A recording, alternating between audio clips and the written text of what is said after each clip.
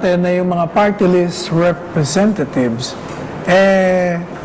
sumasali o nakikipag-alyansya sa mga malalaking partido. Ano bang nasa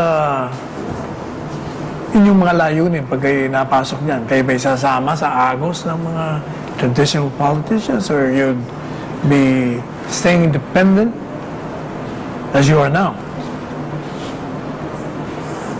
Miss Malitaw? Attorney, sa ngayon po kasi ay we believe that we are non-partisan and we continue to advocate what we believe in and what we have been doing for the past years. So, nandun po muna tayo sa ganong focus. Ang sa atin naman po basta for the good of the people. At alam nating everybody will benefit from the projects and the services. We will go for it. Yung kabutihan po ng mga tao ang ating ikino-consider dito. Sinasabi po natin to because yung advocacy po na ating ginagawa na ay gusto lang nating maipagpatuloy na hindi limited lang po yung mag-benefit nito.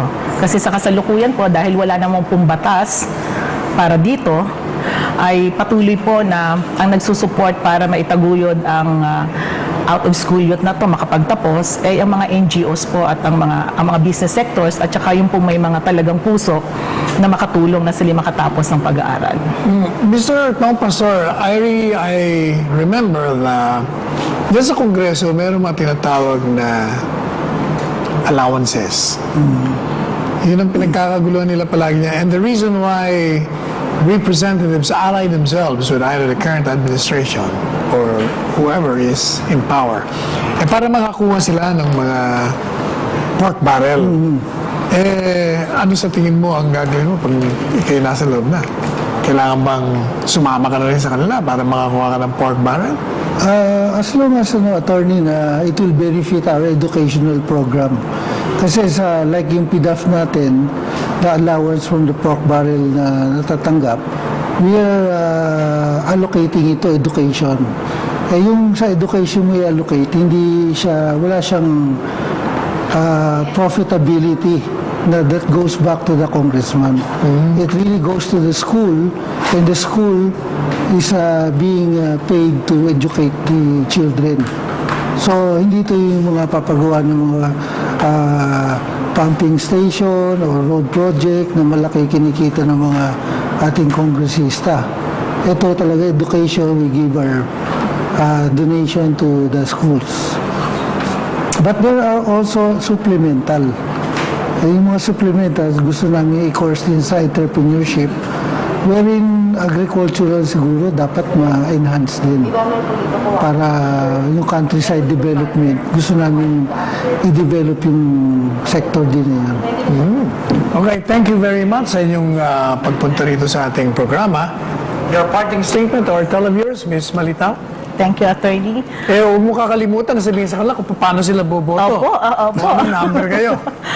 Maraming salamat po at minsan po nais namin na anyayahan ang lahat ng ating mga tagapanood at lahat ng Pilipino, lalo na po yung mga bumoboto, na huwag po natin kalimutan sa May 10. Tayo po lahat ay binigyan ng pagkakataon para i-exercise yung our rights to vote. At piliin po natin ang mga kumakandidato at syempre po, huwag po natin kakalimutan para po sa magandang kinabukasan, Aral Party List po, i-shade po lang natin ang 102, Aral Party List. Salamat po. Magandang gabi. Sir Tom Pastor, your Okay. parting statement? Yeah, attorney, thank you for having us here.